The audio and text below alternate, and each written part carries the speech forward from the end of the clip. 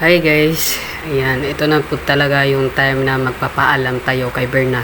Isa nating batuta na si Berna, ang last abso na anak ni Cindy. Kailangan na talaga natin siyang i-rehome at saka nakapili na ako ng parents na aalagaan siya at mamahalin siya. Alam ko na yung parents na yon is talagang pang-pit lang talaga siya. Sobrang sakit para sa akin kasi malaki na siya, 7 months na siya, at marami na siyang pinapakita sa amin na marunong siyang umintindi, lalo na sa pagsabihin kong sit or smile o sit pretty. Marunong na talaga siya. Pag once magagalit ako, yan, mag sit pretty na po siya. Pero kailangan na din natin siya magpaalam. Sana lagaan niyo po siya at mahalahin. Hindi po na gawin yung bantay yung aso. Sobrang mahal po namin si Berna. Alam ko na deserve niyo po siya.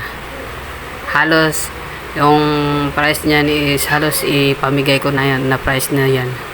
Dahil hindi man talaga na ang hinahanap namin yung pera talaga guys. Yung kailangan namin pera para sa aso. Oo, nagbe-breed kami pero pinipili namin yung mga tao na na bibigyan namin ng aso. At hindi namin maiwasan na magkamali at masaktan kami dahil nawala yung aming dog, namatay, ganito, ganyan. Pero ganyan talaga ang buhay. Minsan talaga nagkakamali talaga. Hindi naman kami talaga perfecto. Pero talaga kami guys is nangangarap kami na matayuan sila ng bahay. At saka sana nandyan pa kayo na laging sumusuporta sa amin. Kaya hanggang sa muli, Berna, mahal na mahal ka namin. At saka hindi mo sana kami kalimutan. Alam ko magagalit na naman kayo sa akin. Dahil pinarehome ko si Berna. Pero need ko kasi. Dahil alam nyo naman na need namin mag-ipon. Pero pumili naman kami ng bagong parents niya na alam namin na mahalin siya. Kung nagkamali man kami pumili ng bago nilang parents, tao lang kami. Nagkakamali din kami. Masakit man pero dapat natin tanggapin na nasa ibang pamilya na sila.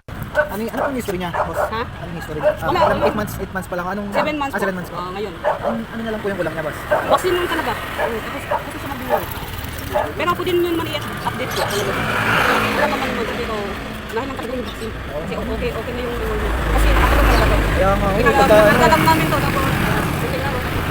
baka namin yung alaga. Wow, galing ko ngayon. Kasama rin. Meron kami yung ano ka kasama yun? Ano kapatid mo ito, boss? Siya na lang naiwan. Ay, ikaw na lang pala. Sakto. Siya na lang naiwan. May ano. Ay, ano? Oo na, oh. Hindi talaga siya ano. Ay, nanginginig ka. Paano na lang mo na, ha?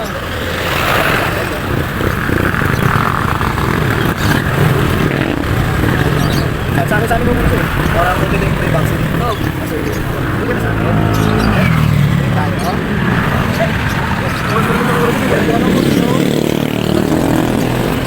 Meron palang meron pala ako ng siopaw. May ano ka. Bakit? Sinayang ko na naman oras nyo. Maraming salamat sa pakikinig guys. Hanggang sa muli, bye.